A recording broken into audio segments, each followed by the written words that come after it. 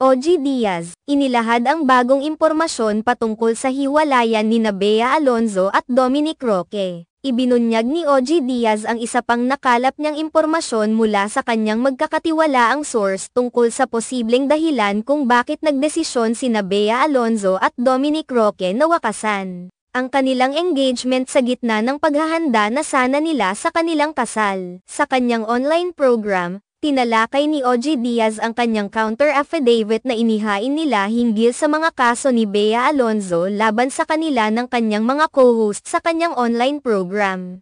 Subalit, sa kabila ng mga kasong kinakaharap nila, hindi naiwasang ibahagi ni OG Diaz ang bagong impormasyon na nakuha niya mula sa kanyang source. Dahil sa religious reasons daw ang posibleng dahilan ng paghihiwalay ni Bea Alonzo at Dominic Roque.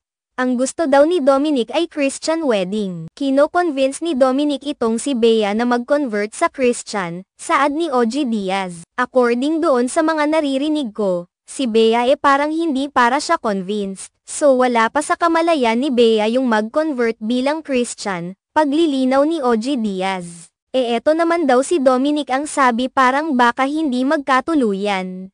Maghiwalay sila kung sakali na hindi pumayag si Bea, so ang lumalabas ay hindi pa panahon para kay Bea daw na magpalit ng relihiyon kaya na-call out nga yung wedding, dagdag pa ni OG Diaz. Sinubukan pa umano ni Dominic Roque na kumbinsihin si Bea Alonzo na ayusin ang kanilang relasyon pagkatapos ng insidente.